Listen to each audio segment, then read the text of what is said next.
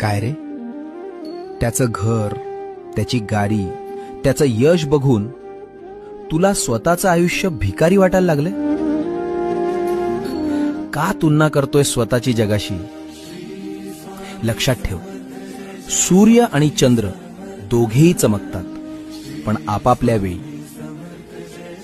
त्याची वेळ सकाळी होती, तुझी वेळ अजून यायची आहे. देवाने तुला बनवताना काहीच कमी ठेवलं नाहीये. फक्त तुझं पॅकेजिंग वेगळं आहे आणि त्याचं वेगळं आहे. लोकांना कॉपी करू नकोस, कारण तू एक मास्टरपीस आहेस, ज्याची दुसरी प्रत या ब्रह्मांडात उपलब्ध नाही. तुझ्या बोटांचे ठसे जसे कोणाशी जुळत नाहीत ना, तसंच तुझं नशीब सुद्धा कोणाशी जुळणार नाही. स्वतःवर प्रेम करायला शिक, भिवरू नकोस. मी तुझ्या